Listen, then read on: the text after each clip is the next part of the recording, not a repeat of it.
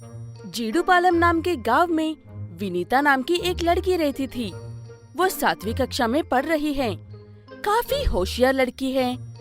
School में सिखाए हुए पाठ ही नहीं बल्कि अपनी रोजमर्रा की जिंदगी में भी अपनी बुद्धि इस्तेमाल करके प्रयोग करती थी।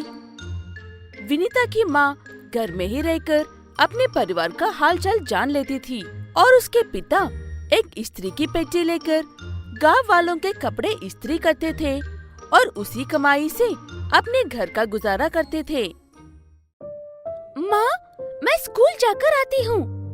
पिताजी, मेरा स्कूल का प्रोजेक्ट पूरा हो गया है। आप देखना, मैं ही फर्स्ट आऊंगी। शाबाश बेटा, मेरी होशियारी बेटी को नहीं तो और किसको मिलेगा फर्स्ट प्राइज। संभल कर जाकर आओ। क्या बात है पिताजी, इतना क्यों खास रहे हो? इतने में विनीता की माँ लक्ष्मी घर से बाहर निकलकर, ये क्या है जी, रात को दवाई भी नहीं ली आपने। आज एक दिन के लिए उस इस्त्री की पेटी को छोड़ दो। सेहत से बढ़कर नहीं है ना ये। क्या बात है माँ, किस बात की दवाइयाँ? क्या हुआ पिताजी को? तुम्हें वो सब सोचने की जरूरत नहीं है बेटा, मैं ठीक ही हूँ। थोड़ी सी तबीयत खराब है बस। पहले तुम स्कूल जाओ, देर हो रही है। ये कहते हुए अपनी बेटी विनीता को स्कूल भेज देते हैं उसके पिता सीनू। ऐसे शाम होती है और शाम को विनीता स्कूल से लौट कर आती है। उसने सुबह जैसे कहा था ठीक वैसे ही अपने प्रोजेक्ट के लिए फर्स्ट प्राइज लेकर खुशी खुशी घर लौट कर आती है। घर के पास सीनू कपड़े इस्त्री करने के लिए तैयार हो रहा था। उसे देखकर लक्ष्मी, फिर से शुरू हो गए आप। मना किया था ना डॉक्टर्स ने आपको। इसी इस्त्री और कोयले की धुएं की वजह से ही आपको सांस लेने में तकलीफ हो रही है। अपनी बेटी बड़ी हो रही है लक्ष्मी, और काफी होशियारी भी है। मुझे उसे और बहुत पढ़ाना है। मुझे बस यही एक काम आता है, मैं इसे नहीं छोड़ सकता हूँ। अपनी तबीयत का भी तो ख्याल रखना चाहिए ना जी। मैं अपना ख्याल रख लूंगा, लेकिन तुम बच्ची के सामने ऐसे बातें मत करो, वो दुखी होगी। ऐसे उन दोनों की बातें तभी स्कूल से आई हुई विनीता सुन लेती है और कैसे भी करके अपने पिता की मदद करने का फैसला लेती है। हर रोज सुबह अपने पिता को उस इस्त्री में कोयला डालते हुए देखकर और उसे धुएं में उनकी तकलीफ देखकर विनीता अपने थोड़ी से ज्ञान से और इंटरनेट की मदद से सोलर एनर्जी के बारे में जान लेती है। इस सोलर एनर्जी को बिजली की कोई जरूरत नहीं है। इसे सिर्फ सूरज की रोशनी चाहिए। उसकी मदद से किसी भी बैटरी को चार्ज कर सकते हैं और शायद सोलर आयनिंग का इजाद भी कर सकते हैं। ये कहते हुए उसके बारे में अच्छे से जानकर पढ़ाई के साथ उस पर भी काम करती है और कुछ दिनों की मेहनत और अपने टीचर्स की थोड़ी बहुत मदद के साथ विनीता एक सोलर आयनिंग कार्ड का इजाद करती है। रात में भी काम करने के लिए उस कार्ड में एक पावर सेविंग बैटरी भी लगाती है। ऐसे बिना किसी कोयले और धुएं से काम किए बिना किसी खर्चे के और भी आसानी से काम करने लायक बनाती है उस सोलर आयनिंग कार्ड को। वो देखकर विनीता के माँ बाप हैरान हो जाते हैं। ये क्या है बेटा, रेडी जैसी लग रही हो। तुमने बनाया है इसे? हाँ पिताजी, मैंने ही बनाया है इसे और सिर्फ आपके लिए ही बनाया है। मैं रोज आप लोगों की बातें सुन रही थी। आपको उस कोयले की इस्त्री से काम करने में कितनी दिक्कत हो रही है और उसी की वजह से आपकी तबीयत इतनी ज्यादा खराब हो रही है। इसलिए मैंने काफी दिनों तक मेहनत करके इसके बारे में सारी जानकारी हासिल करके मैं ये आपके लिए बनाई है। इसकी मदद से आप आराम से इस्त्री कर सकते हो। इससे ना तो कोयले की तकलीफ होगी और ना ही बिजली का खर्चा होगा। वो बातें सुनकर काफी खुश होते हैं विनीता के माँ बाप और अपने पिता के प्रति उसका प्यार देखकर और होशियारी देखकर काफी गर्व महसूस होते हैं उसके माँ बाप को। मुझ में जब तक मेहनत करने की शक्ति है, मैं तब तक तुम्हें पढ़ाता रहूंगा बेटा। तुम अच्छे से पढ़कर मुझ जैसे तकलीफ में पड़े लोगों की मदद करनी चाहिए। जरूर पिताजी, आप बस देखते जाइए। वो बातें सुनकर लक्ष्मी खुशी से अपने बेटी को पास बिठा लेती है।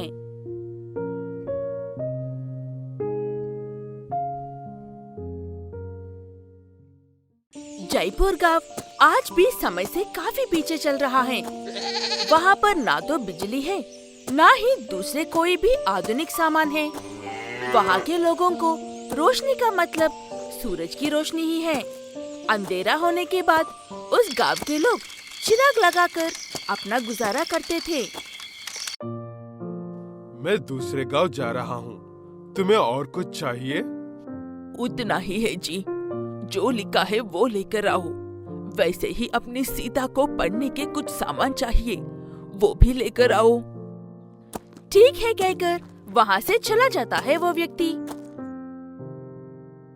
अगर उस गांव में किसी को कुछ चाहिए तो उन्हें तालाब पार करके ही जाना पड़ता था। इसलिए वो लोग अपना सफर नाव और पतवारों से करते थे। इसी में उनका सारा दिन गुजर जाता था। सीता के पिता शाम को घर पहुंचने के बाद,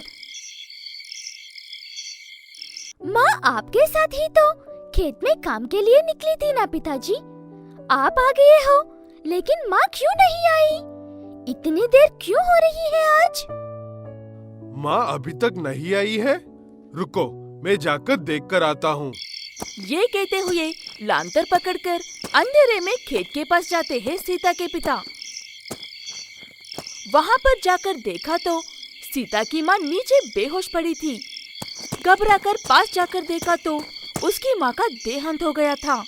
उसके बाद रोते हुए उन्हें उठाकर घर लेकर जाते हैं सीता के पिता। जो कुछ भी हुआ सारी बात बताता है सीता को। उसकी माँ सांप के काटने से मरी थी।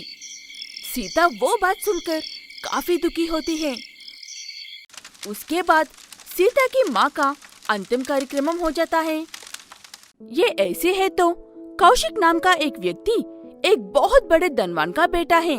इसको गांव-गांव घूमकर जरूरतमंदों की मदद करना काफी पसंद है। वो बहुत ही पढ़ा लिखा इंसान भी है। इस बार उत्तर के गांव में जाकर देखता हूँ। पता नहीं वहाँ के लोग कैसे हैं और कैसे रहते हैं। ये कहते हुए जयपुर गांव जाने का फैसला कर लेता है कौशिक। ऐसे उस गांव में पहुंचने तक अंधेरा हो जाता है, लेकिन रास्ते में एक छोटा सा बल्ब भी नहीं था। वो देखने के बाद मैंने जैसे सोचा था उससे काफी बर्ताव है ये गांव। ये एक लाइट भी नहीं है इस गांव में। कैसे रह रहे हैं ये लोग बेचारे। मेरे पास इतनी सारी सहूलतें होने के बावजूद भी नखरे करता हूँ और ये लोग पता नहीं कैसे रह रहे हैं। ऐसे अपने आप में बात करते हुए वहाँ से एक छोटी सी गवर्नमेंट स्कूल में जाकर सो जाता है कौशिक।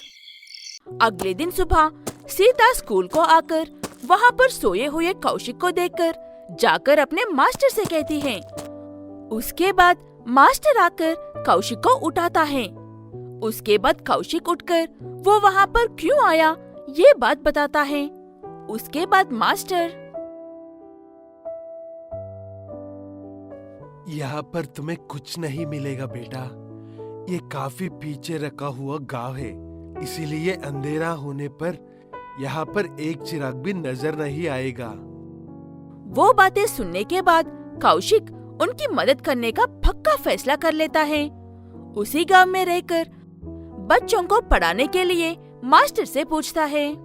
मास्टर ठीक है कहने पर कौशिक वहाँ के बच्चों को सोलर से इलेक्ट्रिसिटी कैसे निकलते हैं ये सिखाते हैं। लाइट बनाना बहुत आसान है बच्चों। अगर तुम बनाना चाहो तो मैं तुम्हारी मदद कर सकता हूँ। क्या कहते हो बच्चों? ये लाइट ही बहुत बड़ा नमूना है। उसे बनाना हमारे बस की बात तो नहीं है। हमसे तो बिल्कुल भी नहीं होगा। ये कहते हुए सारे बच्चे उठकर चले जाते हैं, लेकिन सीता वहीं पर ठहरकर कौशिक को ही देखती रहती है। क्या बात कहकर कौशिक सीता से पूछने पर, अंकल, क्या आप मुझे वो लाइट बनाना सिखा सकते हो? मेरी माँ ये लाइट ना होने की वजह से अंधेरे खेत में शाम को देख नहीं पाई और मर गई, और ऐसे किसी के साथ नहीं होना चाहिए। वो बातें सुनकर काफी दुखी होता है कौशिक, और उसकी सोच और सीखकर कुछ अच्छा करने की चाह देखकर कैसे भी करके उसकी मदद करने के बारे में सोचता है। उसके बाद जाकर मास्टर से बात करता है।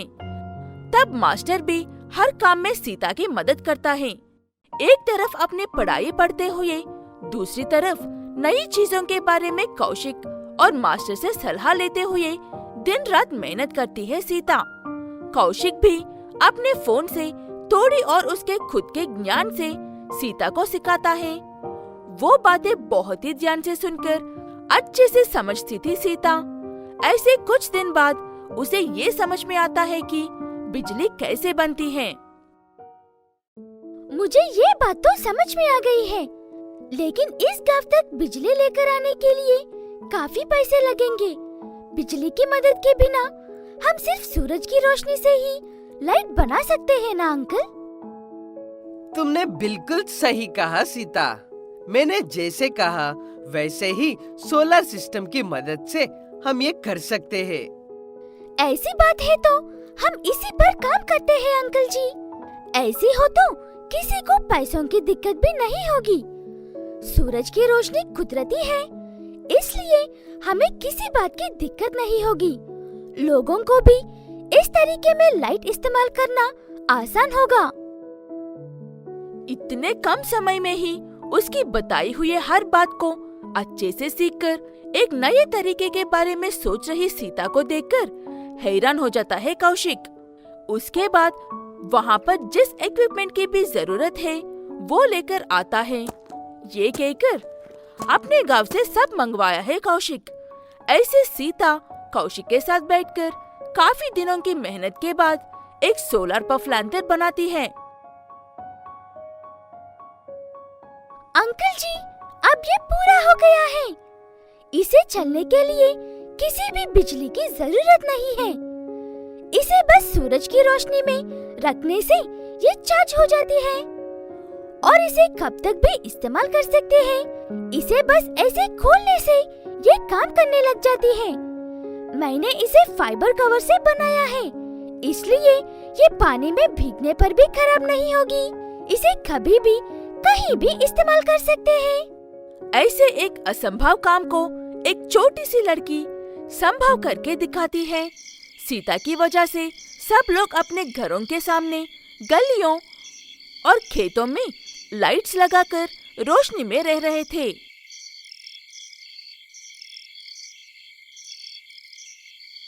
तुम काफी होशियार लड़की हो सीता।